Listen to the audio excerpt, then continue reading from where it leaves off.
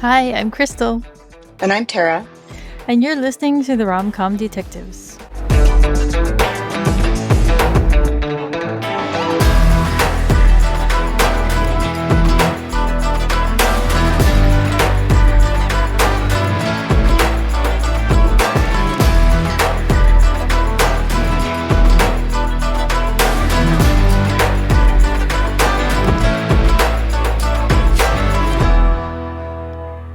Welcome to Rom-Com Detectives, episode 31, 5-Star Hellhole.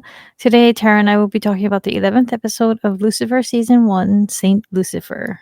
This episode originally aired on April 11, 2016, and was written by Sherry Elwood and David McMillan, and it was directed by Mersey Elmas. So we're going to start with our case briefing. The victim in this one is Tim Dunlear. The cause of death was a gunshot wound to the chest. The motive was money. And actually, I forgot to put this here too. We realized when we were doing the last Mentalist episode that we don't have a perpetrator thing on our agenda. Oh, yeah. Well, I guess we usually end up talking about it. Yeah. And the killer in this one was Vanessa Dunlear. Her motive was money. Guest stars, there's Christina Chang. She played Vanessa Dunlear. She's from The Good Doctor, Rizzoli and Isles, and 24. There's Dorian Missick. He played Fleming, the lawyer. He's from Southland and Haven. There's Michael Welch. He played Kyle. He's from Joan of Arcadia, and he was actually on Twilight. He was one I of see. Bella's friends at Forks High School. And then there's Philip Granger. He played the homeless guy, Louis Delgado. He had a pretty long resume of like guest appearances he's been on, but he's also been on The Killing and Ghost Wars. So we'll get to the episode breakdown. It's a direct continuation from the last episode, Pops, because in that one, Chloe had just shown up to the penthouse and she was drunk and she was upset because Dan had just broken up with her over text, but it was actually Malcolm. And then, so in this one, she wakes up the next morning. And this is a scene that a lot of fans really love because it's just so perfectly executed. It's so funny. And just, I don't know, the way that they filmed it, the sequence, all the scenes Yeah. and everything is so perfect. just And you can tell that, I mean, really, you can tell both of them are having so much fun with it, but Tom Ellis is really milking every single second for maximum hilarity. and it's so funny because it's like she wakes up naked in his bed. So she's, of course, the first thing I love when she looks under the covers and sees that she doesn't have any clothes on. She goes, "Oh God, what have I God. done?" But Lucifer is not in the bed. He's sitting on a like an armchair, like at Mhm. the foot of the bed. Like he like changes his bedroom like layout throughout Yeah, the show, right? Because I think later on the head of the bed there's, is on like a different window or something. it is. Yeah. But he's wearing like his bathrobe that I really love, the black one with the red Mhm. trim. Oh my gosh. Satin, like, just looks really decadent and regal. And it's so him too. Hmm. The Hmm. colors. That's actually what I'm making my second Lucifer blanket to look like. It's black with red on the sides, on the Nice. border. Nice. It's meant to imitate his bathrobe. But he offers her a drink and she asks if they slept together. And that's when he gets up and he approaches her and he's telling her he's pretty sure they made Rosemary's Baby. And I think a lot of people like to pick at this one and say, oh, Lucifer's lying here. But I feel like It's joking. yeah, he's joking. He doesn't like. I think with him, when he says that he doesn't lie, he means like lying with malice. Yeah. So if he's like cracking jokes and things like that, I don't think he considers that lying. He's just being a jokester. So Yeah, because I mean that goes back to the very first episode when she wakes up after getting shot and Mhm. two she's years. like, how long has it been? He's like, it's been 3 years. Like, I mean, he's joking. Yeah, And we know he's joking and he knows he's joking. So even if the person doesn't realize that he's joking yet, like he he he's isn't aiming for humor, right? exactly. He doesn't lie with intent. Yeah. He Oh, lies. malicious intent. Yeah, exactly. Like his if the humor, if the joke is the lie, then it gets a pass, I think. And I think some people misunderstand his thing. It's not that he like physically cannot lie. It's a choice with him. Yeah, Yeah. because he has been misrepresented as a liar. Yeah. Okay, so this next part when she starts getting out of bed and she asks what happened She's like, and "Why he am I naked?" when he starts explaining when he does some mockery of her, it's so perfect. It's so funny.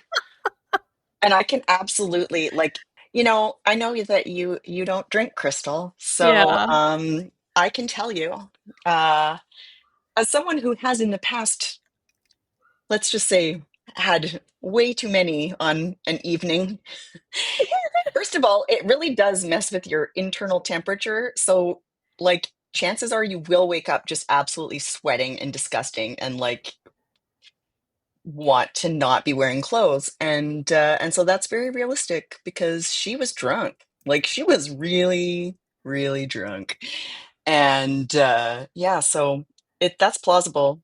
That's not even that's she woke up and she was still drunk, like room still spinning. I know the feeling. It's horrible.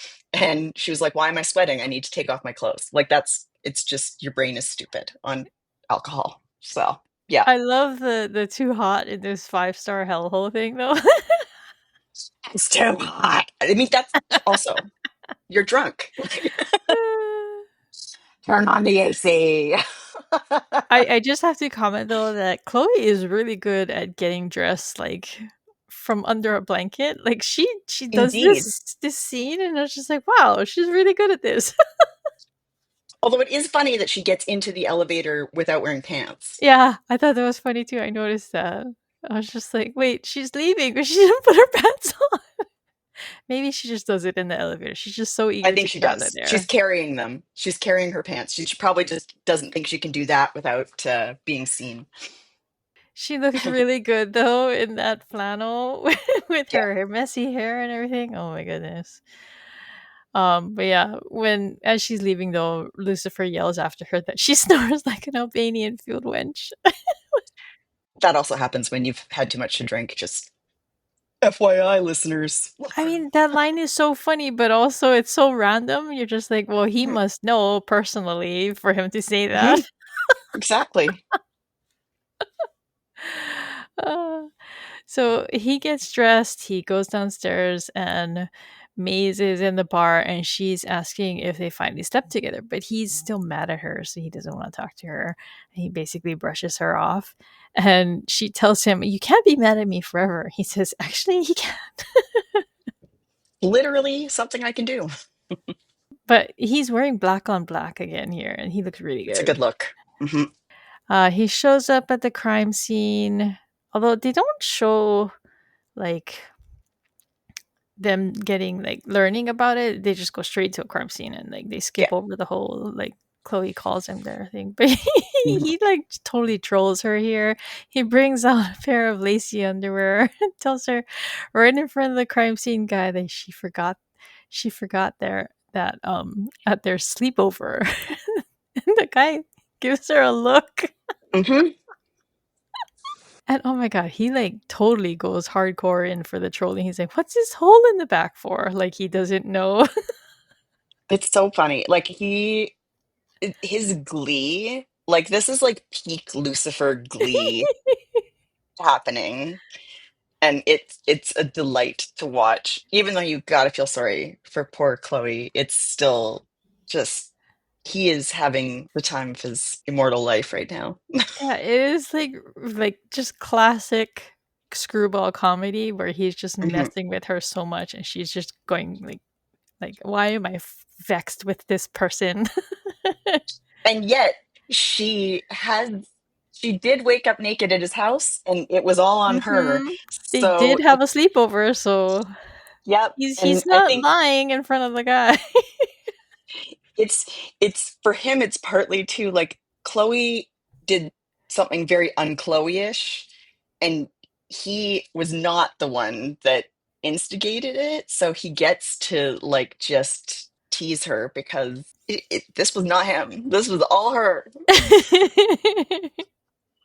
So she explains to him that the victim was a former pro athlete. I don't understand exactly where he's found dead. Is he at like a place of business, like this foundation business, or is he at his house? Or is it Or like is the it the same same? thing? Yeah. Yeah, I don't know. Yeah, I wasn't I sure thought the same. I wondered the same thing actually. because it kind of looks like a foundation like building kind of thing, like a business, but it also looks Hmm. like it could be a house. Hmm. So yeah, I was confused.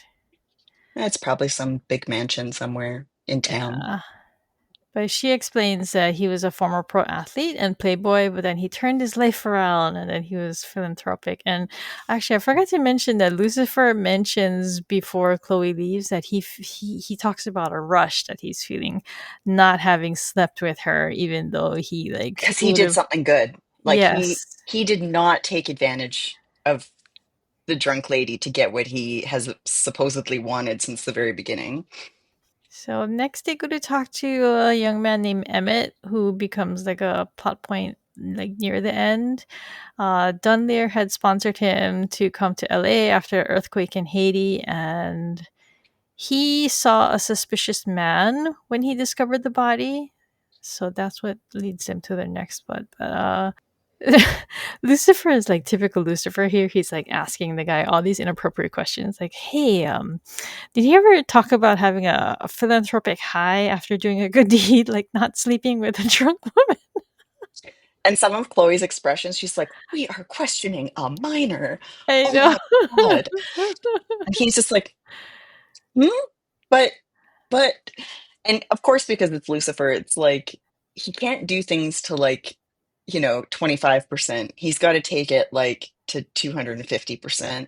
And so he is throwing his whole personality into this new, I'm gonna chase down this feeling of philanthropic, Yeah, he has like a twisted take on empathy with he their does. cases. Like he'll be like, "Oh, this person who just died, I'm just like them."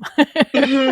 And he Hmm. does that like full on in this one. He's just like, "Oh my Yes. god, I'm just like this guy." Hmm. He And tells her, Chloe's like, uh-huh, uh not so much, buddy, but okay. You tell yourself that. So next we go to Malcolm. He has zip tied Dan to a pole in a basement. And Dan tells him that, as much as he hates Lucifer, he's not going to let him kill him. So this is like, like they're like building Dan's redemption arc here because they've been building up to like how Dan is such a douche to like both Chloe and Lucifer, and Hmm. but he's trying hard to change, and this is like the turning point where he's presented with something that he could easily choose to keep him on this path of being the dick. Yeah. But I yeah. I also noticed that in this scene, I think it may be the first time we see Malcolm not eating something on like Yeah. since like basically he came back. Well, I That mean, he changes can't he, later, he but yeah. can't really zip tie a prisoner while eating. So He's got like chocolate bars in his pocket or something though. He's like just a walking corner store at this point. I don't. Yeah, maybe they should have like had him do it with like a candy bar sticking out of his mouth or something. Mhm. So Lucifer and Chloe go to talk to the widow, Mrs. Dunlear, and she's like doing like the whole heartbroken widow thing. Lucifer continues his bizarre hijacking of Tim Dunlear's death. And then when the assistant talks about how they're going to have to cancel their fundraiser, Lucifer offers up Lux as a venue. I guess the fundraiser was going to happen in this building, Yeah, yeah. and so now it's a crime scene and they can't have it there. And Lucifer's like, "Oh well, I have a place that you guys can use." And then, of course, because it's Lucifer, and he really, because this comes up a couple times where people will mention, yes, usually it's selfless, and he's like obviously doing these for the most selfish, like I want to feel good reasons. Yeah, he spends the So whole episode chasing the same brush that he had after Yeah. him not sleeping with Chloe. But Hmm. nothing brings it back. So he's like He's chasing the not dragon, man. yeah, he's not sure what's going on. But in this scene, this is Chloe calls him Saint Lucifer, so she's the one Hmm. who says the title line this time, and then this is when the intro plays.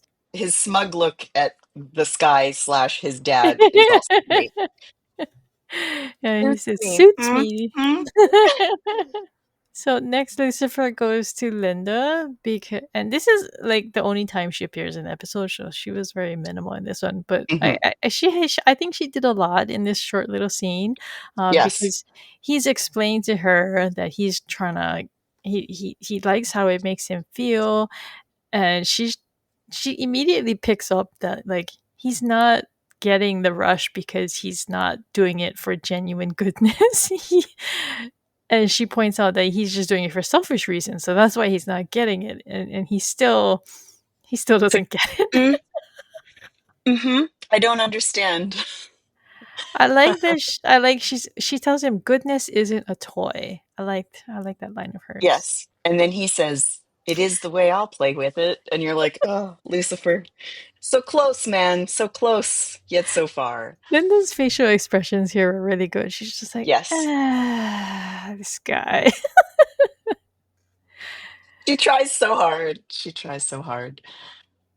So next we go to a pawn shop where Chloe is questioning a homeless man. I guess they had tracked him down. This is the guy that the kid Emmett had said that he gave a description to the police or something, and they ended up finding this guy. But he because he was at the pawn shop because he had stolen Tim Dunlear's championship ring, and he was selling it at the pawn shop. And so he's like, well, he was already dead, and he didn't care about stuff, and so he Hmm. would have wanted me to have it. Obviously. Also, I would just like to break in here with a Vancouver sighting because that I know exactly where that pawn Oh, shop really? is. That's so They funny. didn't even they didn't even change this. Like normally, sometimes they'll change the signage or whatever, but like they didn't even change the sign. Like it's that exact same pawn shop. I've been there Okay, before. so I am going through the exact same thing that you do watching the show with Magnum PI, because I've Hmm. been watching that for Tim Kang, and like they'll like name a town, and then they'll be somewhere and I'll be like, that's not there. I know exactly Yeah. where that is. That's like right up the road. Hmm. Yeah. It's both aggravating and funny at the same It is. time. Like I find I can kind of like compartmentalize it and be like, okay, we're just gonna put that away. But it is funny when it's a place that I'm like, I have been inside there before. Yeah, like your brain, it just does that. That meme GIF where with Leonardo DiCaprio pointing at the screen. Yes. Yep. That's exactly. That's exactly it. Every time you see something, you're like, "Yeah, I know that place." I also really loved Lucifer's line here where he's like, I love LA, even the homeless have Yeah, have an IMDb ID pages. And page. I'm like, which I think is very funny extra because you said that that actor had an extremely long Yeah, IMDb yeah, he page. did. I thought it was so funny, and I did check, and he was disappointingly not on the shows that he mentioned. Aw, I was that's like, too "Oh, bad. that would have been good, like double." It would Hmm. have been really funny. But Lucifer actually scolds him, saying, "You could have gotten a much better prices on the dark web." Ah, the Clearly, the Saint Lucifer is at it again. the writing in this season was really good. They were really good at the mindset and the attitude and the sass of Lucifer in this The season was just quips. Yeah, so his one good. liners. I Yeah. know, they were just so good. Just they had him nailed down personality Hmm. wise, and they knew Yeah. like how to write him really well. So the homeless guy, tells him that Tim didn't care about stuff and that he'd give you the shirt off his back. And at this point, Lucifer's eyebrows go up like, oh, that's a Mm. good idea. And as soon as he says that, you're like, oh. Like, I know where this is going, and it's going to help us with our chest hair or not watch for sure. For real. So he tells Chloe, of course, he tells Chloe that he was at a shelter. So she goes off somewhere else to go make a call. She tells him to keep an eye on the guy. And then that's when Lucifer starts talking about how, oh, I feel you. My dad kicked me out too. And then he begins to take off his clothes. And I love this little pop culture reference when he shows him his clothes label. He's like, the devil does indeed wear Prada. Yep. Yep. But which of course, which he needs little to. like connection Yeah. thing is a movie that Simon Baker from The Mentalist was in. Oh, yes, he was. I remember that. So he notes that the shirt that he's given him doesn't go with his pants. So he decides to take his pants off too. And I don't know why he felt the need to give him his underwear as well, because who gives someone their used underwear? But okay, it's Lucifer. But we know Lucifer often goes commando. Oh, that's right. So yeah, maybe he didn't even have underwear. Okay, that makes sense No, then. yeah, yeah. I thought that too, and then I was like, oh yeah, he probably just wasn't wearing any because he's Yeah. definitely not wearing any with some like artistic shelving in front of him. Not on Netflix yet, guys. So Chloe turns around. Oh my god, her Her reaction, face, and he's naked. and he's naked, which is so like mix of Chloe as a detective, Chloe as a mom, Chloe as just like Why am I what? not Why is this my surprised? life? Like, She is so not surprised, and yet, and I do love the way that she's like, "You are not getting in my car like that." yeah. And he's totally like unperturbed. He's like, "Yeah, yeah, we'll meet at mine. Like, I need to get new clothes, obviously, but But again, he says he still hasn't gotten the same rush giving the guy his clothes. So he's like he asks her, "What am I doing wrong?" she's like everything, hmm everything." So why did they go back to the Dunlear house? They go to So we should mention too. They find a key card in the Oh wallet yeah, yeah, because that's right. the homeless guy Had his had wallet. had his wallet, and so they find a random key card, and It doesn't there have is any labels on it. It's just white, yeah. so they don't know where it's from. So it's just like a mystery key card. But then it was Oh, funny and because that I think that's why they go back and talk to Mrs. Dunlear because they're like, oh, was he cheating? Then mm, she could have been like, mm. because they do go back. Chloe definitely approaches it as like a suspect talk. He did go back and get dressed, and he does that thing where he's fixing his cuffs, like Hmm he literally just got dressed, like hmm outside the house or something. hmm It's funny because you just accept it, and hmm but like logically, it just doesn't make any sense. But No. it's a good transitional kind of like quirk Hmm that he does to show you that he's gone home and he's changed clothes, and here he is Yes. now, all dressed. Hmm So when they go to talk to her, they start asking about enemies, and then a lawyer comes in and puts an end to the conversation. So this is the guy Fleming. So Chloe goes to talk to him, and Lucifer talks to her because he's supposed to be planning the event The at Lux gala. with her. Yeah. Yeah. The lawyer points them to Emmett again. So they go to talk to that kid, and he admits that he had had a fight with Tim, but that he was gonna go and apologize, and that's when he found him dead. He was gonna lose his scholarship, so that's what he was Yeah. fighting about. So that kind of potentially gives him motive, but I don't think they actually ever seriously consider him. You Yeah. And he's the one who points them in the direction of an affair because he says that Tim only got along with his wife when the cameras were on. So it was like a Yes. sham of a marriage. At a luncheon, I think it's a donor luncheon for the Yes. foundation. Yeah. Chloe tells Lucifer that Emmett had told her that Tim hadn't slept at home in months. And so they go into the luncheon. Lucifer's flirting with some woman, and Lucifer he's is in fine form. He is like, he's got this lady talking. Chloe tries with this lady, and oh my god, it does not go and just well. bombs. It just bombs so fast. It's so funny. Yeah, the lady just cuts her off and walks away. She's so insulted. Oh, So this is actually Chloe actually says It's taking too long. And she actually asks Lucifer to use his power thing, even though she doesn't know that I don't think she believes it's a power. She just Yeah. knows that he has a way of talking to people. So she Yeah. wants him to do it. And he won't because he's like, that's not That's not a new Saint Lucifer behavior. So I can't do no. that. And she's like, really? Fine. And she says, I can't remember how she says something like, um, something about a spectacle. And he's like, oh, there'll be a spectacle. And Yeah. yeah, the He picks way up the I mic. and literally the spotlight comes on him instantly. I'm just Yeah. like, oh, Lucifer. He's like, he's been in touch with the tech side before this even started. Like, As soon as I stand, I want you to shine it on me. mhm. When I reach for that microphone, ka-dunk, spotlight on Lucifer. Which is funny because the room isn't even that big, so No. I don't normally expect there to be like a spotlight, but I guess he must have arranged for something. Hmm. Hmm. So while he's singing, Chloe can see that Tim's assistant Kyle is getting upset and he just blows up at the room and interrupts his thing. It's funny because while they're leaving to go talk to him, the woman that Lucifer is flirting with calls out, I love you. And he gives her this look like, of course you do, darling. Of course you do. Like, he loves being the center of attention. But out in the hallway, Kyle admits to them that he and the victim Tim were actually in love. They were in a relationship. And Lucifer is a little surprised because he says the devil usually has impeccable gaydar, but he didn't.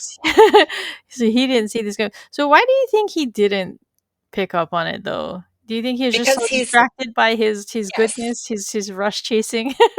yes, he is not firing on all cylinders Yeah, today. his game is off. There's something else to Hmm. bring up later too, where he just Yeah. seems to be off because he's so distracted by his quest for the rush. Hmm.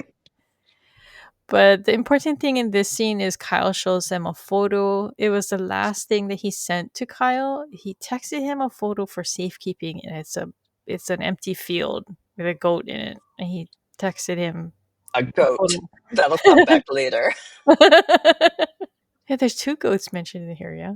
Hmm. In the basement, Malcolm is he's got his food now. So I may- know. He's got maybe his safety. okay, so maybe he had the kimchi fried rice in the car and he had to go tie up Dan and then he went to go get the rice. Yeah. So Like, he's there was definitely food happening. Like, he doesn't.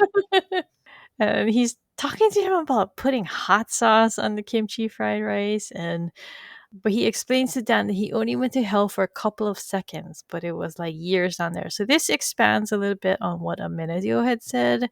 So I think when you're watching it for the first time, you're not you're not certain that Amenadio meant it literally because Hmm. when Amenadio says it, he says, "I bet it felt like years." So it's like I Hmm. think when I first saw that, I was like, "Oh, he's just talking about how like it felt like a long time." But here, like he's like saying it again.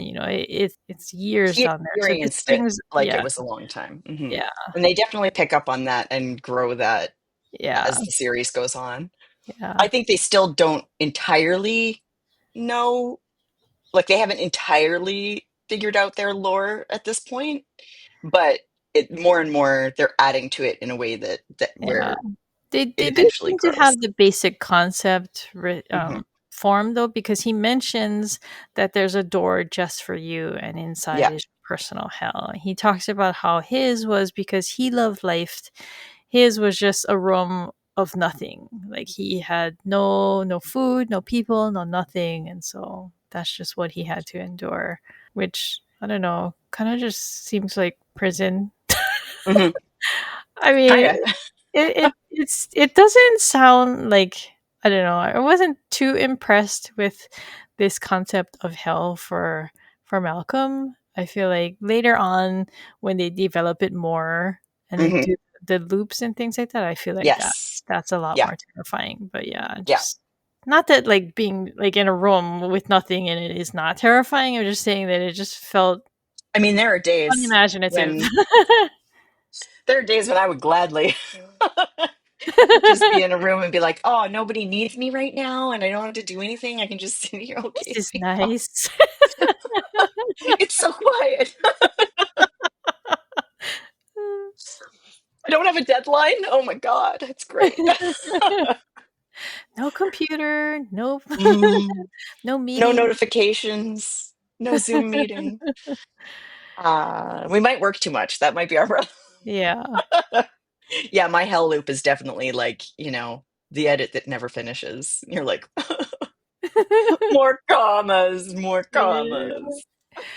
So Dan does the ultimate sin here. He kicks his fried rice out of his hands Sure does. because Malcolm is basically laying out how he's going to frame Dan for Lucifer's murder. Hmm. And yeah, and then he picks up the plate and starts eating the food that he had dropped, and he Five says second rule. 5 second rule, and I was just like, oh my god, I'm gonna go back and count this, and it was 45 seconds. Also, I don't think the 5 second rule counts when you have picked up your food from like the gross basement, I know. unclean Ugh. floor. it's Gross. it's like when you're in your own house and you know that the floor is not that bad. Hmm. Not this Hmm. disgusting abandoned home. No. Ugh. Malcolm was gonna die from like some kind of rat disease, rat-borne Exactly. illness. So The he's doing worse. bubonic plague. Here, Dan takes one of his utensils that he dropped when he kicked it out of his hand, and I was just like that. Those are some pretty hefty utensils. I found myself thinking, and I don't know if it's the same for you guys in the States, but now, like, it is so rare for utensils to be plastic anymore. Like, they're Yeah, almost always like crappy wood or like some kind of. I'm like, oh, it's a good thing he had those heavy duty plastic I know. knives back He's then. lucky. This is 2016. I mean, your bamboo knife is not going to cut through any. Oh boy. It's not about plastic in the oceans, guys. It's actually about making sure that zip-tied people can't be unzip tying themselves via plastic flatware. Okay, so next Chloe is at home. She's watching a Dunlear Foundation promotional video, and then there's a knock on her door, and it's Mr. Fleming, and he's like there to like be like, stop bothering my clients. But I was just like, why is a lawyer showing up at her house? I was like, So weird. it's There's yeah, it's so phones. strange. It's so weird. I didn't get it. Like I don't understand why they didn't just have her at like the station, because it makes a whole lot more sense if she's like doing In a this kind of public stuff. place. Yeah, Not because like like one, where did he get her home address? And two, like why did he go there personally? That's just weird, it and is. it just feels very unprofessional. Like you don't go Yeah. to a cop's house in any No. context, right? I mean, you don't Especially go to anybody's house when you're like in a weird, like, it just was the whole. I agree. And I was like, I wonder why, like, it feels like there was something, maybe some something's reason that something's got cut. missing. Yeah, Yeah. But yes, I too was like, this is a very odd, yeah, very strange scene. but still sponsored by the Microsoft Microsoft, Surface. Just saying. which I see very often in Magnum PI. So Hmm. they're Hmm. still out There was there a helping time. helping the police, Hmm. Hmm. or helping private investigators, since Magnum is a private investigator. Yeah. Well, once they lost their contract with the LAPD, they had to branch out because it's only this season. You're never going to see a Surface again. All right, the next scene is at Lux, and Lucifer is showing Chloe the space because I guess he had it cleared out and cleaned to look more like a fundraiser kind of venue. There's like pictures on the walls and everything of children in Haiti, and Chloe is fired up about Fleming because she's upset that he came to her house, which I mean, I would be too. Like, what the Is fair. heck? And Lucifer is defending them. He's saying maybe they're just good people. Hmm. And so this irritates her because she's just like, I don't understand why you're protecting them. Like you're Well, like because defending usually him. too, like Lucifer is usually the one who's like suspecting everybody of Yeah, having ulterior yeah. motives. So He it is usually has a so out of vendetta. character. Yeah, like usually he's just like he would absolutely normal Lucifer, and she kind of says this, like normal Lucifer would absolutely be like raking these people over the coals and being like, "Okay, where's this, what's happening here? There's no way you guys are as clean as this." And because he's not, she's just like, Who "Who are are you? you?" And I don't like it. Yeah, she says that the old Lucifer would have done that, and she misses him because he would have had her back. I do think it's funny that it's like, have you had time to miss him? This is all the same day again. Amenadiel is dining at a restaurant, and oh my god, I gotta talk about the food. Like this is gonna be come up later in the quiz though, so not yet. Maze arrives, and he gets annoyed that she's there, and they start trading barbs, like basically Hmm. like, calling each other losers. And it was so funny They're when pulling each other's pigtails on the playground. It's Amenadiel insists he's not boring, but then he tucks his not boring. napkin like all the way into his I vest. know. It was The way everything about this, this is one of my favorite scenes, like of the series. Not just like it just there's something so funny about these two personalities in this moment in this fancy restaurant, and like the everything about it, the way it's scripted, the way their body language is, their expressions, like it's so funny and it's so good. And just the way like Amenadiel's like, not boring, I'm actually exciting, and you're like, oh my I'm god, cool. are you six? Like this is like it's hilarious. And yeah, so I love He's yeah, he because he's in his early part of enjoying like Earth. Like yeah, when he's still not, when he the still feels season started, he guilty. was just very I'm a Amenadiel, I'm God's Mhm. mightiest warrior. He's just very like I'm above this whole Earth thing. But now he's like starting to like he's like sniffing wine and he's enjoying his steak and yeah, he I mean, likes they're good things, man. They're yeah, good. yeah. But just the way he tucks his napkin in his vest, it just shows It's he's such a he's so dorky he's, and he's cute. such a dork. Like, I don't want to get anything on my vest. I'm gonna tuck my napkin in. Like, it is. I'm a big scary angel who we have seen do multiple ass kickings, Yeah. and I gotta tuck my in case I spill.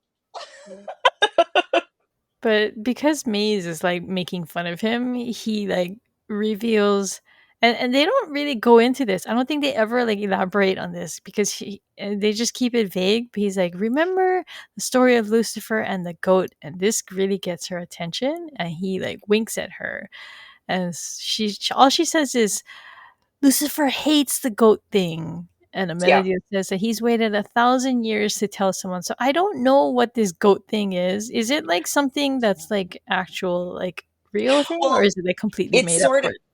it's both. It's both because for some reason, like Lucifer is associated with goats, like Yeah, yeah. in real iconography or whatever. But Lucifer in the show, like I think this is it's not the first time it's been mentioned. It's been mentioned a couple of times, and he's like he hates goats, and he hates that he's connected with goats. Uh-huh.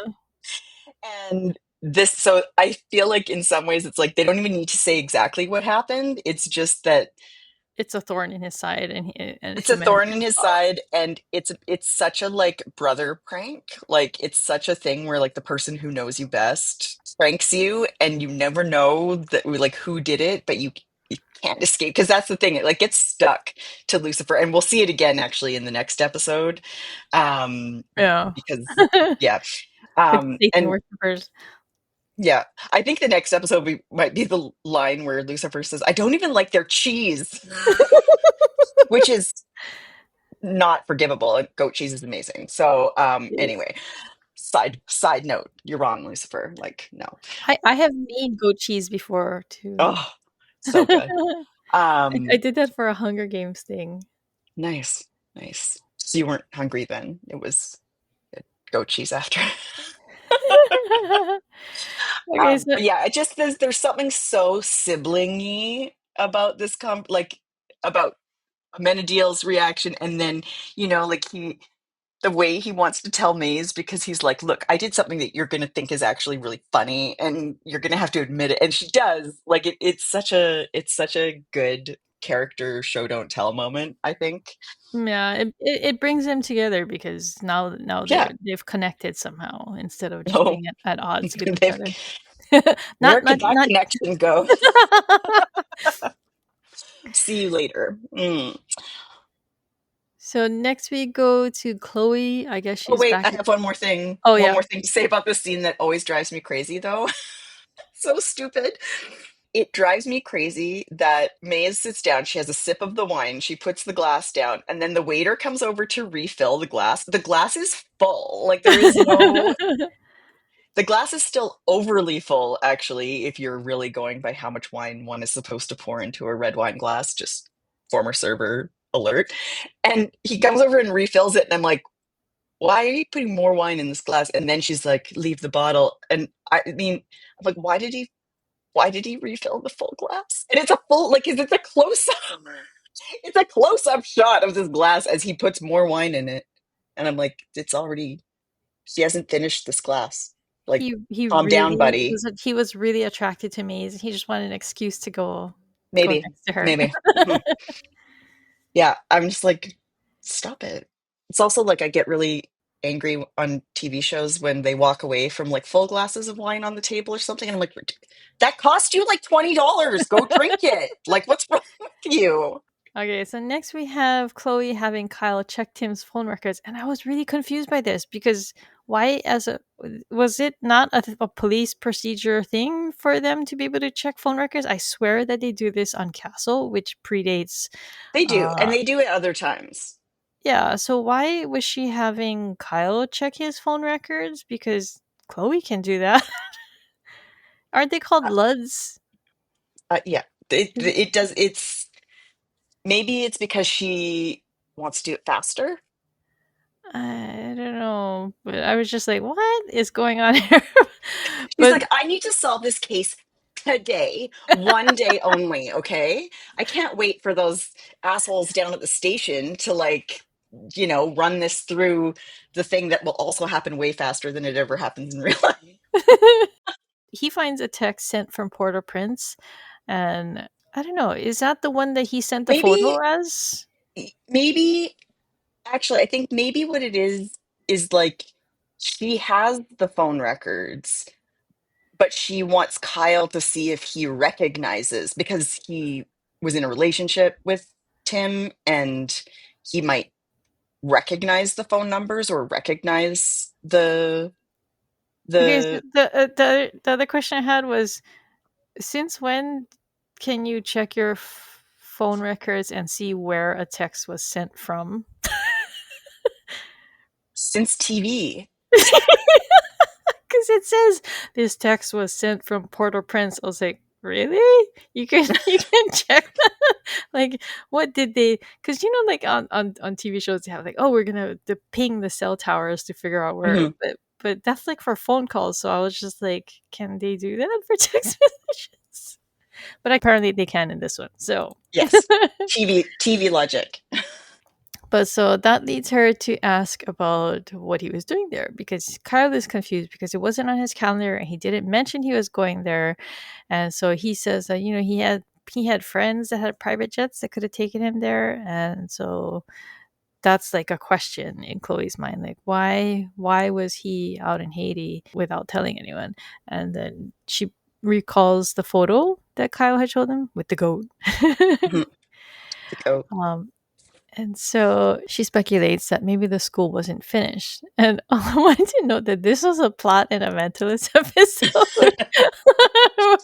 It's in season 4 called War of the Roses. Basically, like it's the same thing where like, some person goes and finds out that this charity foundation place that was building a school didn't actually build the school. So Those dang charities. and then, so next we have I was really bothered by this scene. The scenes with Fleming is just, oh my god, they just bother me so much. There's some Chloe, weird. I know. Like, what is okay? So Chloe shows up at Fleming's office. She's clearly dressed for the foundation gala, and Fleming They is like, are going there. Like "Yeah, it's so weird. he's dressed up too," and he's just like, "Really? That's your plan to seduce me?" And I was like, "Dude, what are you talking about?" Hey, buddy, it's not all about you. I know, like, calm down, dude. Like, she didn't even say anything. She's just literally standing in your doorway. She's clearly She there looked to at just. me. She gave Uh, me eyes.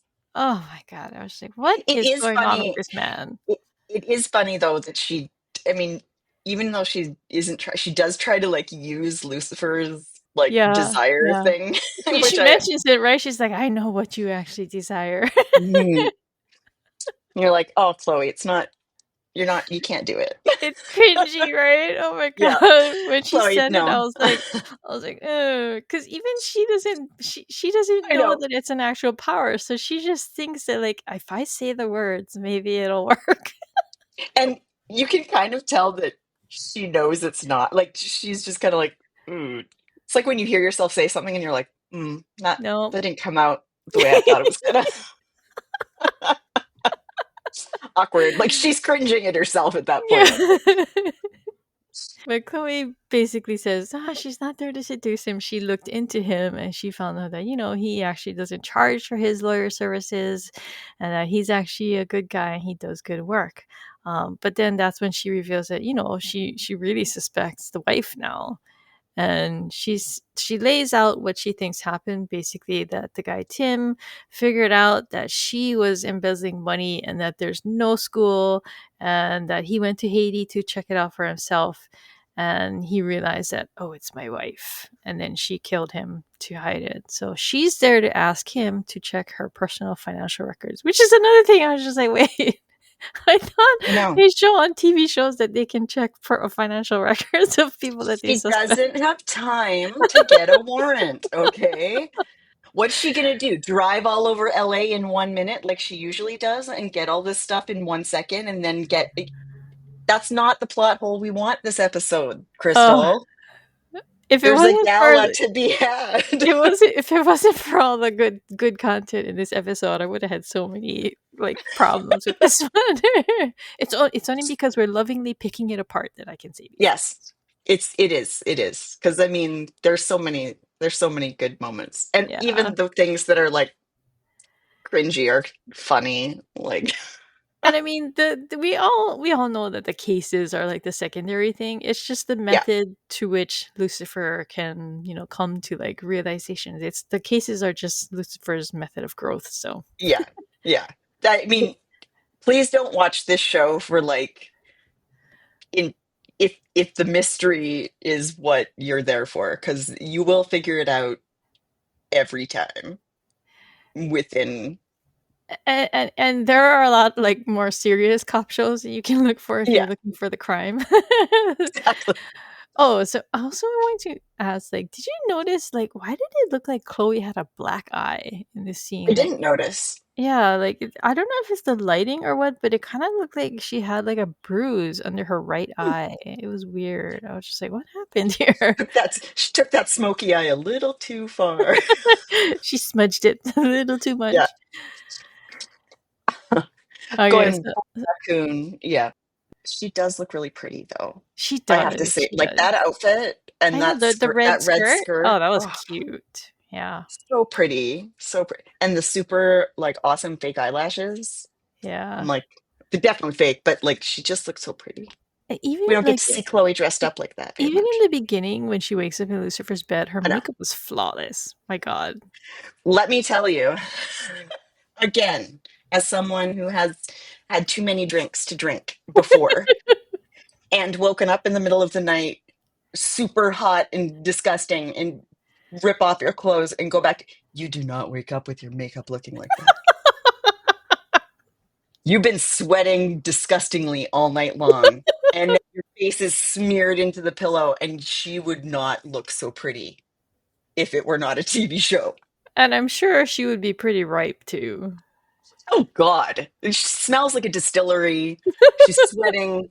She's been stressed out. It's a bad scene. It's a bad scene. We don't think about that though because it's TV, so she's Yeah. allowed to look beautiful. We should do like a side by side of like what the reality and the TV show and like how different they would be. Okay, you go get drunk and then you have someone take pictures of you I'll, and we'll have it. I might already have those pictures somewhere, I'm sure. I did a theater degree at university. That's all I need to say. Okay, so next we Yep. have Dan, and he is successfully freeing himself with his plastic knife. He's Hmm. managed to cut a little bit of it, and then he drops it by accident, but he's able to break it after that point. He hulks out. He hulks his Yeah, way out of those, and then throws himself through a plus door. through a Like he door. He has a cut later stands. on his cheek. Like, where did he get that? I couldn't see because it was always dark and they didn't show it. But he has a cut on his right cheek. I think it's from Or the fight that he had the with fight. Malcolm Oh, in okay. the at the end of the other episode. It looked kind of bad. Like I later on, know. when I saw it, I was He like, looks that rough. looks like it hurts. But Well yeah, done, so makeup team. yeah, he looked messed up. He really But did. Lucifer is getting ready, and the elevator dings. He thinks it's Chloe, but it's actually Malcolm, and he's there to do the deed. He's got the gun, and Lucifer tries to bribe him. He offers him his watch, and he tells him, "Oh, you can go help yourself to one of my suits too." But Malcolm is like, "Oh, that's nice of you, but I'm going to kill you anyway." And he tells him about. And Lucifer tells him, "Oh, well, if you shoot me, that's like a one-way ticket to hell." But then Malcolm reveals that, "Oh, but I've made a deal with an angel." And so that's. And we actually get to hear his last name finally, because I think we talked about how we didn't know what his last name was. But here he introduces himself. He says Malcolm Graham. Oh, I knew that. Oh, no, and I mean, I think we knew that like now, like because Yeah. we've seen the show. But I think earlier, I think they first met Malcolm, Mm, they weren't saying what his last name was. So, mm. but Lucifer just laughs at him and he shows him his double face. Return of the Devil Face. Yeah, yeah, but Only it it doesn't go doesn't through work. that. Malcolm, which I didn't really get either because I mean he says, I've already been to hell already, but he said he was in like an empty room with like Hmm. everything deprivation. So I mean, and Lucifer obviously wasn't there. So what Yeah. is? I mean, yeah, Well, I I don't guess he know. thinks he really thinks that it's not anything like Lucifer can't do anything to him. Hmm. I think. So it's just like, ooh, you got a scary face. Like, I don't care. I'm protected by, you know, the deal I made with Yeah. an angel. But he says that, the rumor is that Lucifer is no longer immortal. And when Lucifer asks him what he gets in return, he says, "Oh, well, your brother won't kill me and I'll get to stay out of hell." And he laughs at him again because, I mean, if Malcolm had spent like even a minute thinking about the logic of this, yeah, because what Yeah. Lucifer says is true. Like, I mean, he doesn't know the thing about how angels aren't allowed to kill mortals, but he's still gonna die eventually, which is Like, what.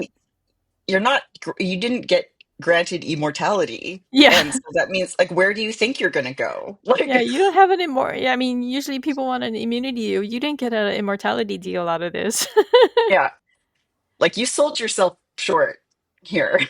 And you just ate like basement food, so Basement food. Like yeah.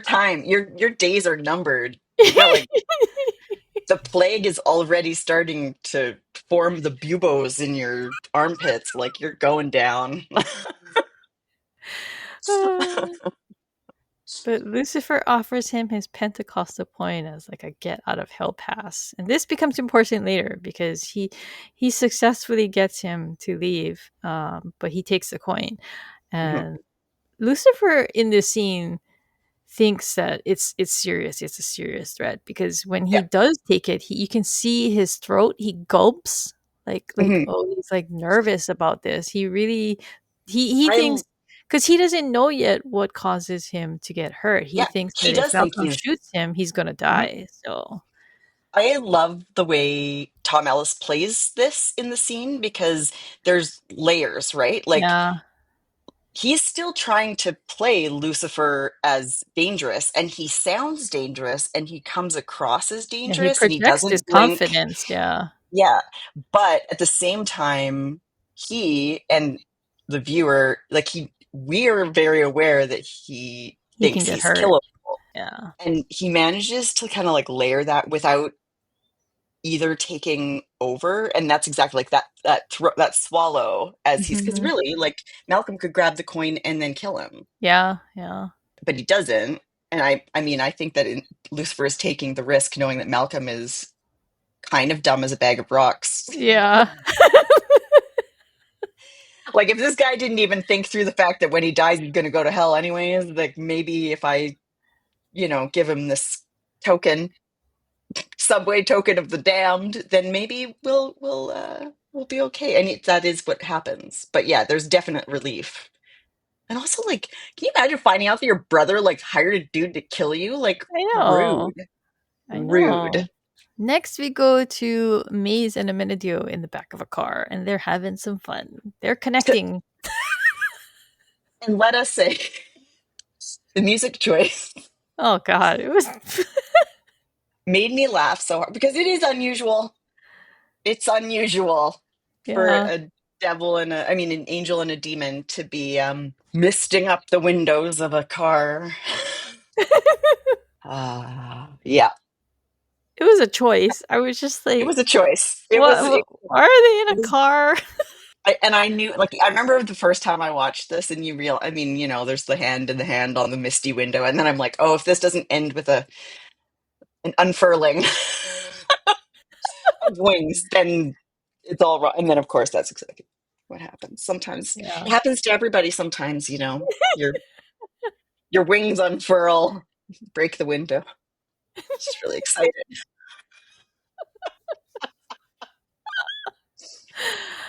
So Uh, funny.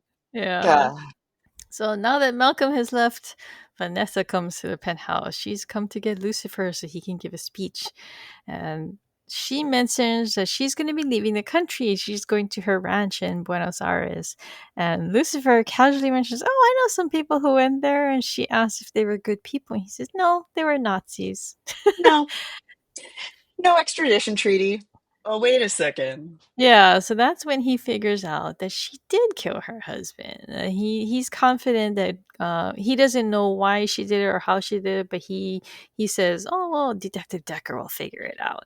I So love that I way he like says that that. too. Yeah, yeah. He's confident in her. I like that Hmm. because that goes back to like the last like interaction with them, where she was like, "At least you had my back," or at least the Hmm. old Lucifer had my back. So And yeah, it ties into his sort of delightedness too. Like, it makes you like, because yeah, like, suddenly, he's just like, oh, I don't know, but that she'll figure it out. Like, that's what she does. yeah. It's a thing. Okay, so I wanted to ask you. Okay, so this is what I mentioned earlier. He pours her a drink here. So what gives? Like, is he like? Does he I think trust he her is. because he's Yeah, just I think because he she's like is the so philanthropic? He's Saint he. Lucifer. Yeah, like, he's actually believed his own hype in a weird way. Like, it's one of those role reversals where normally he would question her and her Yeah, motives and all of this stuff, but like, he's he thinks he she's a good he person. doesn't. Yeah, Yeah, and she isn't. yeah. I think another thing too is he's feeling pretty good about talking Malcolm out of not killing him. Exactly. So he feels pretty confident, I think too. So he like, even though he's just told her that he understands that, oh, she's the killer. He's like, okay, let's go downstairs and do this, like nothing. It's so funny. I love the parallel of these two scenes where, like, Malcolm comes and the whole thing is just freaking serious, and Lucifer is scared and pretending not to be, and it's this long scene, like, will he shoot, won't he shoot? And then Vanessa And comes in this and lady it's comes like, in. she's like, I'm not going to talk to you. Boom, boom, boom. Just shoot you 3 times in the chest, you're dead. Like, oh, okay. Well, alrighty then. But it's such a great, like, just Yeah, I love it. So Dan bursts into Lux. He's frantically looking for Lucifer, and he goes upstairs, and oh my god, he finds him seemingly dead on the floor, and he's just he looks devastated, right? Because speaking it though of people not who must. only not only is Lucifer like seemingly dead, but he knows that like what Malcolm had laid out that he was going to frame Dan for it. So it's just Yeah. I think in this scene he's just like, oh my god, Lucifer's dead. This is my fault, and oh my god, Lucifer's dead. I'm gonna get blamed for it. Hmm. Speaking of people who must smell ripe, I feel like He looks terrible. he does not look like he is smelling good at this moment. Yeah. But then Lucifer gasps and sits up, and Dan is just like, what the hell? But he asks Dan, what are you doing here? And he says, I'm here to stop Malcolm. He's planning to kill you. He's like, oh, yeah, yeah. Okay. That's, We dealt with that's that. fine. But he tells Dan, oh, you look terrible. I don't know. I like this because it's kind of like the first remotely cordial scene we get between the two of them. And Yeah. I feel like it's early foreshadowing for the bromance to come. But Hmm. it was nice, to have them not getting along, but just like It's sort of too like it's such a moment of like Lucifer. It's like, I've had a bad day at the office. You look like you've had a bad day at the office. yeah, Pour yourself a drink. Like, or he's not ready to two. pour a drink for him, though. Yeah. No, he's not. They haven't achieved that level yet. But yeah, he says that he has And a charity poor Dan event is to so. attend. I know. Dan Because is just baffled. He's like, what is happening here? I mean, he must just think, why was Lucifer wearing a bulletproof vest? Yeah. What is what's Because going on? to like a human, that's got to be the only explanation that he can think of, right? Yes. That he was wearing Kevlar or something. Kevlar skin. I liked when he says, "How do I look?" He's like, "You look pretty good, actually." That was cute. So downstairs, Vanessa is apologizing that Lucifer really wanted to be there to speak, but then he stuns her by coming up behind her and saying, "Oh, I'm right here." Hi.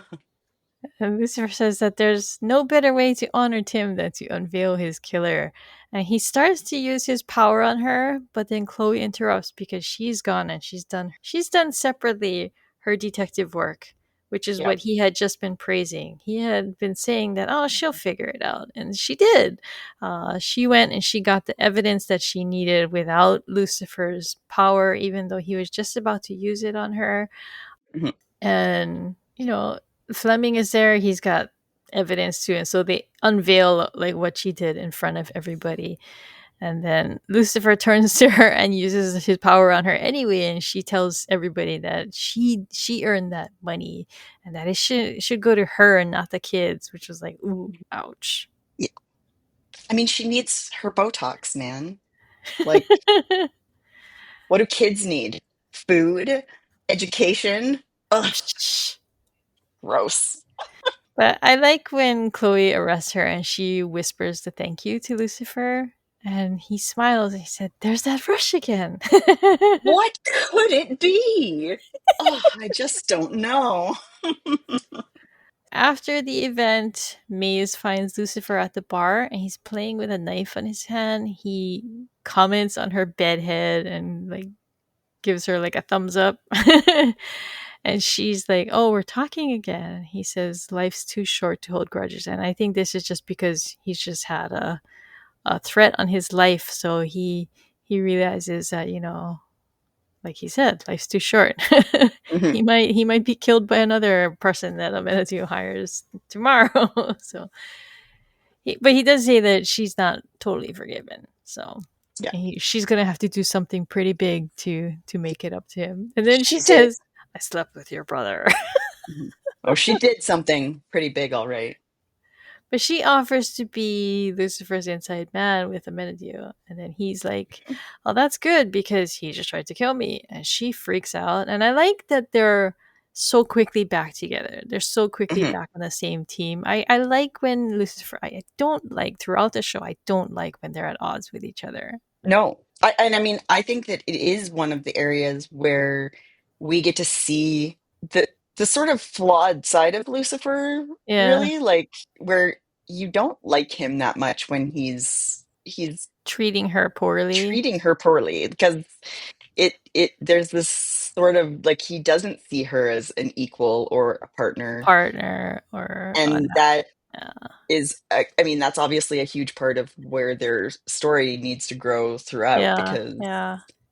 he's like, ah, yes, my underling. How dare my underling do anything, that I didn't condone or approve of? And you're like, ooh, icky, dude, icky. But it's good because we need him to be that sometimes. Yeah. And yeah, her immediate, like, oh my God, are you Yeah, because okay? she's Is, immediately back into bodyguard mode, right? yeah, yeah. She's like ripping open his jacket, like, what? What happened?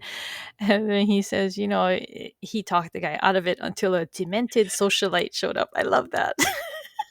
I love that line too. And I also love that, like, Maze has this look on her face, like, what happened while I was not here? While you were in the back seat of a car. With an unfurled angel. Mhm. Speaking of the backseat of the car, also very rainy once again in LA. Very rainy. I'm like, oh, I paused it there and I was like, I feel like I know Is where that this is, but I skiing? don't know where.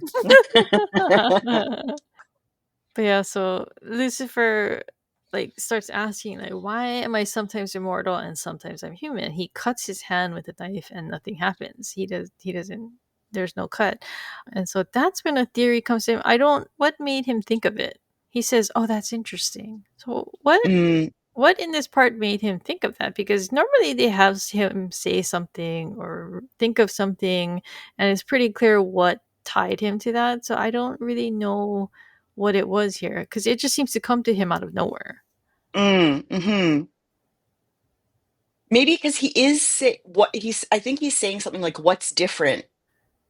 Like he's trying to think of what was different before when he got Hmm. injured. And Oh, that's like, he's like, oh, the different thing was that Chloe was there. So that's why he yeah, immediately gets up and goes yeah, to go check out that theory. And, it being Lucifer, he's going to just do this in the most reasonable way possible and yeah. definitely not jump to the wrong conclusions or anything. The So end. he says he's gotta go test a theory, and so he shows up at Chloe's, and he asks if he can come in, and she says, "Oh, who's here? Is it Saint Lucifer or is it the devil?" And he tells her that Saint Lucifer is retired. When he she lets him in, she says, "Oh, that's interesting that you say that because she learned from Kyle that an anonymous donor put money into the kid Emmett's scholarship fund, so he's like Mhm, fully funded for his the rest of his education, I guess." And so she's just kind of like coyly trying to tell him, "Are you really retired, or did you do a good deed?" mhm. And the difference is, of course, that he did the good deed, but didn't need to get the praise for the good deed, Yeah, which is yeah, what Linda was trying to tell him in the yep, first place. yep. It took a while, but it sunk in. Ah, poor Linda. She's like, oh, he's going to backslide from this, isn't he? Yes. One step forward, two steps back. Yep. It's the Lucifer Morningstar way. So Chloe starts talking about how she's been thinking about why she showed up drunk at his place and why he wouldn't sleep with her. And she says that she thinks that their partnership goes beyond work or sex. And he congratulates her on being the first woman to give the devil blue balls. Mhm. He still has to be Lucifer, you Yeah. know. But she says that she can let her guard down with him and that she doesn't do it with anyone else. And she says, "You make me vulnerable." Aw. Ah. But this is when he slices his hand behind her back and he brings it forward. I don't know, was he reaching out to her? Was he gonna like touch her? Because he seems to stop, or is he just Mhm. looking at his hand? I think it was like it was a moment. It was about to be a moment. Yeah. But then he sees the blood on his hand, right? Mhm. But yeah, And he's he's like, bleeding. He says, "You make me vulnerable too." But he means it literally. yes. Yeah. I love that little like layering though, just because they're talking about two different things, but they think they're talking about she thinks they're talking about the same thing. I Yeah. love it. The writing here was really good. It really was. And like it's such a, especially, I mean, I said this earlier when we were talking, but like in the back half of the season, when you really start to see like the episodes build on each other, you get more of these moments where they're saying more than one thing or it means more than one thing. And I think this is where you really start to see why it became such a phenomenon for Mhm. fandom and why people, love them so much because there's a lot happening here between these kind of like messed up people and don't worry, they'll continue to mess things up for many, many seasons to come. Really great scene. All right. Now let's go to our rewatch checklist. Couch watch, same couch, I think. I think Or so. it's still beige with the stripes and the buttons, but it kind of looked shorter. I'm not Mm, sure. I'm gonna have to go look because I feel like the back used to be higher, so I don't know if they just found a mm. similar looking one. I don't know. I gotta go look. I didn't get a chance to We verify. know that you guys are on the edge of your couch seats waiting to know if the couch is the same couch. Because it's going to change soon. Its metamorphosis has already begun. And now we're on episode 12 or 11, Hmm. coming up on 12. Okay, so devil face. He shows his devil face to Malcolm, but no effect. The title line is said by Chloe. She says, "Whatever you say, Saint Lucifer." And then there's chest hair watch. Absolutely no chest hair in sight. He has been fully waxed. Hmm. The manscaping has happened. It has. He's made it to the spa. LuciTunes, there are quite a few songs. There are like 12 listed, but there's only a couple that I want to mention. There's Emotional Rescue by the Rolling Stones. That's when Chloe wakes up in his bed. There's the one Devil May Care. That's what Tom Ellis sings. Is that the first time we hear him sing in the show? It might be. I know we've seen him play piano. Yeah, but not singing, right? No, it'll happen again. Yeah. And he listens to an opera while he's getting dressed. It's not unusual to have demons having sex with angels. Like teenagers in the back of a car. Yeah. So then there's Daylight's Gone by Matopony, and that is playing while Lucifer and Maze make up in the bar. And it's only playing Mm-hmm. softly in the background, but I actually really like that song. So. Hmm. All right, the good, the bad, and the crispy. My good is I like the homeless guy. When Lucifer says, "I love LA," even the homeless have an IMDb page, which you mentioned earlier. So that's my good. My good, I think, is it's that parallel between the scene with Malcolm, which is like so heavy and fraught, and then Vanessa comes in and it's just like, no, we're not going to have any preamble. I'm just going to shoot you. And like that parallel just makes me like it works so well. Yeah. What caused her to have that gun on her? By the way, right? Was it in her handbag? She's like, you never know when you're going to have to shoot somebody 3 times in the chest. Oh boy. Like, All right. My bad was the Fleming stuff. I mean, we talked about that already. But like both scenes were just so strange. Like him yeah, showing up at her house, him saying, "You're here to seduce me." I, ew. yeah, something Like it's was not all wrong about you, there. bro. Yeah, I also that's my bad too. And it's like it's kind of sad because he's there's nothing like he's a good actor. There's nothing Yeah, it's just like yeah. there's a the weird jumping to conclusions is like Stuff guy. with Like context was missing or something. especially since the context that we have is like you guys are literally getting ready to go to like a black tie gala. Like what else do you think she's going to come up in like her like police jacket? Like come on. What are you My crispy is the ending scene. The first time I saw that, it just blew my mind. I was just like, "Oh my god, it's her!" You know, I was just like, "Oh." Yeah. That one that one is also that's also my crispy, but so I'm gonna add an honorable mention, which is the whole scene between Maze and Amenadiel at the Mm. restaurant. Like like even when I know it's coming, even when I've watched it a million times, it never fails to make me laugh. I think they're both great. The writing is great, but then those little touches like tucking in the The like napkin. the napkin, and even like things like the expressions on their faces and the way he's like not boring.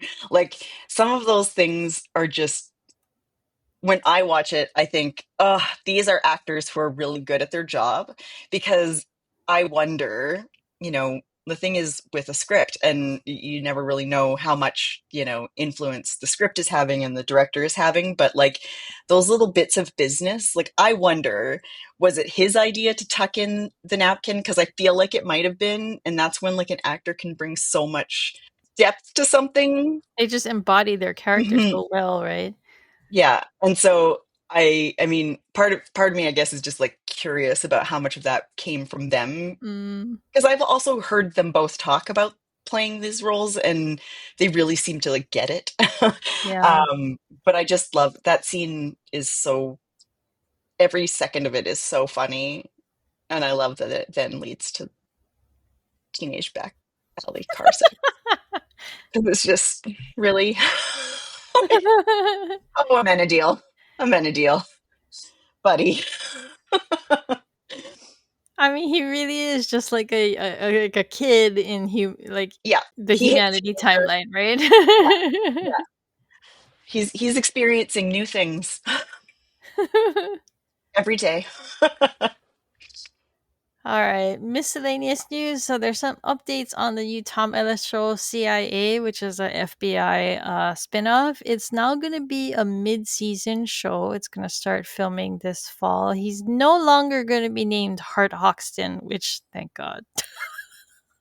A terrible name. It was a terrible name. I don't know, like if it's because like they like like looked at chatter or they asked the focus group, but whatever it was, good because Yeah, I don't think any of us in the Lucy court, I don't think we really liked it. We're just Hoxton. Like Hoxton. That's just terrible. Like I don't know. That's bad.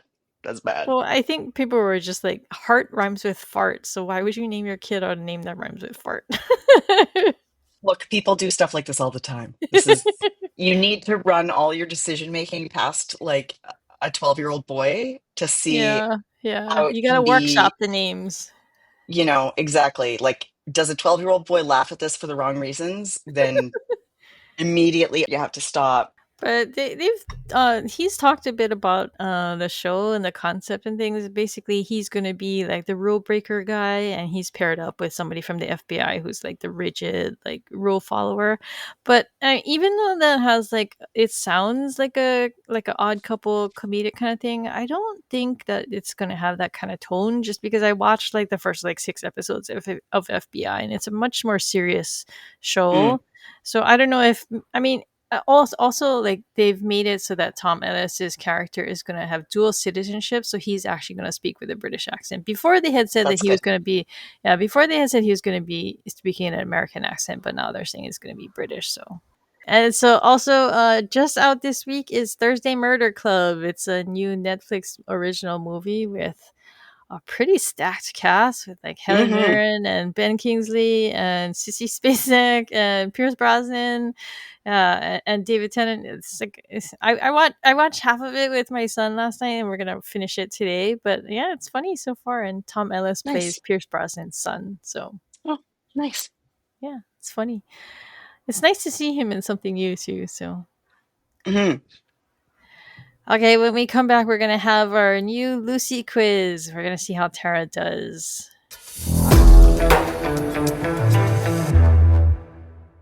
Okay, we're back. We're going to have a new Lucy quiz for you guys. The way this works is I'm going to ask Tara 5 questions of increasing difficulty plus a bonus question about the episode we just discussed, and you'll have 5 seconds to come up with the answer. I'm ready. Question 1. What pro league did Tim Dunlear play in?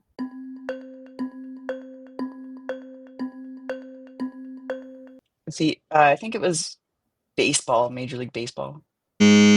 No, it was the NBA. Oh, He was a basketball player. right. Yeah. Question 2. What color is Chloe's bra that is hanging from Lucifer's bedside lamp?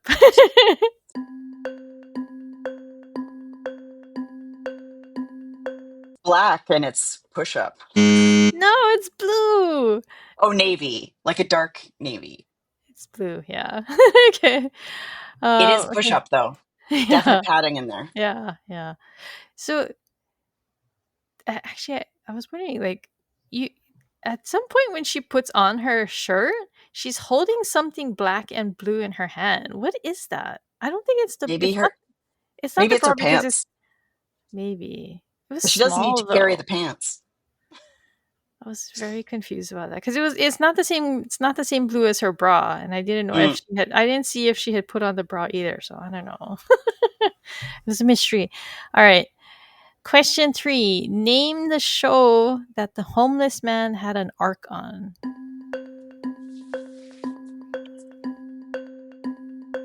Oh, CSI? He said he was on CSI. He had a guest appearance, but he said that Oh. he had an arc on Party of Five. Which that was like a 90s show, right? Yeah. Yeah. So kind of old. I thought it was amusing that he named something from like 20 Hmm. years ago. Oh, that's when he had his big moment. Oh, I should have made this one first. Yeah, because you mentioned it, so I know you're gonna get this one. Question 4: How many times does Vanessa shoot Lucifer?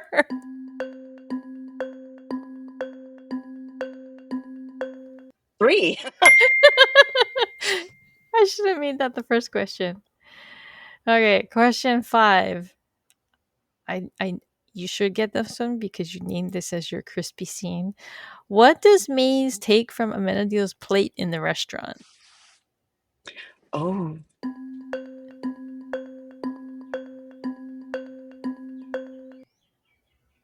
it's so weird. I can see her doing it and I can see her expression, but I can't. Is it like a potato or a vegetable? It's a Something. pickle. Oh, And yeah, pickle. and I need to talk about that because I was just like, wait. So when she takes it, she bites into it and it's super crunchy. So it's definitely a pickle. And she holds it in her hand and it's a pickle. And I was just Yeah. like, wait, why is there a pickle on a Menadillo steak plate? So I went back and I looked at it, and there, when she arrives, there's literally a pickle sitting on his steak plate. I Okay. was just You know what's weird about that is I thought about the pickle a lot when I watched it too, because I was like, first of all, why is there a pickle on a steak plate? Like he's and not it's a eating a whole hamburger. pickle. And it's a whole pickle. Like it's a whole pickle. And then I also had like the weird side thing where I was like, she bites this pickle, and then the next thing she does is pick up the wine glass and take a swig of wine. And in my head, I'm like, oh, that tasted horrible. Like those two flavors Uh do not go well together. Like I can't imagine the wine tasting good after taking a big old chunk of pickle. You are right. I put it out of my mind because the pickle was very disturbing to me. I'm like, I don't it's just so understand the strange. placement of this pickle. Like culinary wise, I don't understand why It doesn't any make sense. fine dining restaurant would just put a whole ass pickle. And it's a big one too. It's not like a Yeah, baby dill or anything. It's no, a it's like a big big old pickle. dill, like a big kosher dill giant cucumber. I don't know. Maybe it's just like it's a And like metaphor for what's going to happen in the back of the car. Like I don't. I'm just maybe supposed to be thinking it's about like pickles. and it's not like it's like a cowboy kind of like steakhouse kind No, of thing. It's like a fine dining restaurant with like it white makes no tablecloths and everything. sense. Picklegate. It was literally like a joke placement based on where this was going in the episode. That is my We need Maze to put this pickle in her mouth. yes. And bite the end off crunchily and then point it at Amenadiel. This Yeah, the pickle was pickle was so a weird choice. strange. Mhm. So It didn't strange. make sense. And I love pickles. And in my head, I was like, that isn't like nobody would serve a pickle. Like, why is there a pickle here? Yeah, It because doesn't. the rest of his plate looked really fancy, but it Mhm. just had like a literal pickle sitting on it. Sometimes you just never know when a pickle's gonna like show up. You gotta be next careful. next time I go to Roots Chris, I'm gonna be like, "Can I have a pickle with my steak?" Can I have a whole ass pickle? Like, no, no, not a slice. I want A the whole whole one. pickle. Yeah. And it Like better be reach into the crunchy. jar. It better. Like really crunchy. It doesn't, yeah. Steak and pickles. Mm-hmm. It doesn't make sense. If he were eating a hamburger and he didn't like pickles, then there would be a slice of pickle. But no, no, whole ass pickle. I'm trying to think of any time that I've ever been given like a whole pickle on a plate. This is so strange. All right, Come on, set we're gonna designers, make you're going to need to know. We're going to we're, need to know. we're gonna make this our question of the week. Okay, bonus question. That was a long tangent. It was, but I mean, it was important Yes, it because was. It was very where did it important. come from? Why was it there? It's gonna be the highlight of our episode. Hmm. Okay, bonus question. Lucifer combines 2 drinks in the morning, espresso and what?